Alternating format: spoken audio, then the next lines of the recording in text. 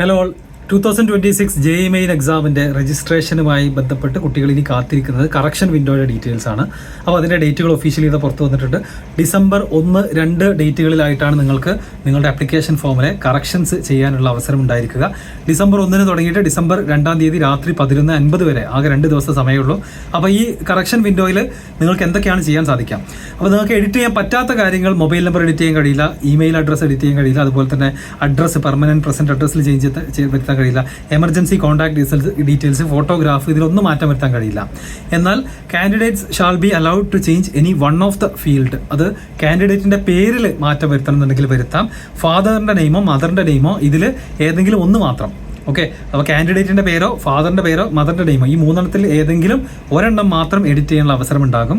അതുപോലെ തന്നെ candidate shall be allowed to change all the field എന്ന് പറയുന്നതിൽ 10th സർട്ടിഫിക്കറ്റ് ഡീറ്റെയിൽസ് മാറ്റം വരുത്താം, 12th സർട്ടിഫിക്കറ്റും ഡീറ്റെയിൽസിൽ മാറ്റം വരുത്തണമെങ്കിൽ വരുത്താം, സ്റ്റേറ്റ് കോഡ് ഓഫ് എലിജിബിലിറ്റി അതിലും വേണമെന്നുണ്ടെങ്കിൽ എന്ത് ചെയ്യാം, മാറ്റം വരുത്താവുന്നതാണ്.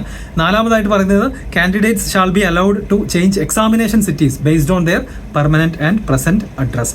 എക്സാമിനേഷൻ സിറ്റി സെലക്ഷനും മീഡിയം ഓഫ് എക്സാമിനേഷനിൽ നിങ്ങൾക്ക് എന്ത് ചെയ്യാം, ഈ കറക്ഷൻ വിൻഡോയിൽ വേണമെന്നുണ്ടെങ്കിൽ മാറ്റങ്ങൾ വരുത്താം. Candidates shall be allowed to change all the fields ആയിട്ട് അടുത്തത് കൊടുത്തിരിക്കുന്നത് ഡേറ്റ് ഓഫ് ബർത്ത് ചേഞ്ച് ചെയ്യാം, ജെൻഡർ ചേഞ്ച് ചെയ്യാം, കാറ്റഗറി ചേഞ്ച് ചെയ്യേണ്ടവർക്ക് എന്ത് ചെയ്യാം, ചേഞ്ച് ചെയ്യാം, സബ് കാറ്റഗറി വേണ്ടവർക്ക് അത് ചേഞ്ച് ചെയ്യാം, പേഴ്സൺസ് വിത്ത് ഡിസബിലിറ്റീസ് ഉള്ളവർക്ക് ഫസ്റ്റ് ചെയ്തിട്ടില്ലാത്ത ആളുകൾക്ക് കറക്ഷൻ വിൻഡോയിൽ അത് മാറ്റം വരുത്താൻ പറ്റും. സിഗ്നേച്ചർ വേണമെന്നുണ്ടെങ്കിൽ മാറ്റി അപ്ലോഡ് ചെയ്യാൻ പറ്റും. അതുപോലെ തന്നെ നിങ്ങൾ എഴുതാൻ പോകുന്ന പേപ്പർ ഇപ്പോൾ BTech മാത്രം ഓപ്റ്റ് ചെയ്ത ആളുകൾക്ക് ഇനി BArc കൂടെ ആഡ് ചെയ്യണമെന്നുണ്ടെങ്കിൽ അതിനുള്ള പോസിബിലിറ്റി കറക്ഷൻ വിൻഡോയിൽ ഉണ്ടായിരിക്കും. And candidates shall be allowed to change identity details also.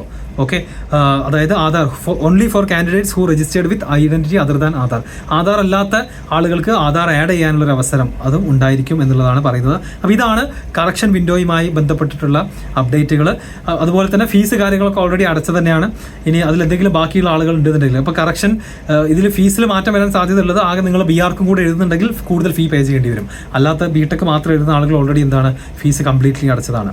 So ഇതൊരു വൺ ടൈം ഫെസിലിറ്റിയാണ് extended to the candidates to avoid any hardship. Candidates are advised to do the correction very carefully as no further opportunity for correction will be given to the candidates. അപ്പോൾ നിങ്ങൾ മനസ്സിലാക്കണം, 27 തീയതിയാണ് last date of application. അതിൽ മാറ്റമില്ല.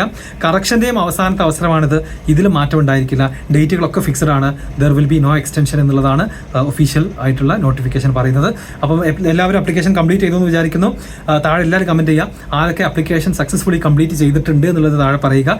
അതുപോലെ തന്നെ ആരെങ്കിലുമൊക്കെ correct ചെയ്യാൻ പ്ലാൻ ചെയ്യുന്നുണ്ടെങ്കിൽ അത് ഏതൊക്കെ ഫീൽഡാണ് നിങ്ങൾ കറക്ഷന് വേണ്ടി പ്ലാൻ ചെയ്തെന്നുള്ളതും അറിയിക്കാം.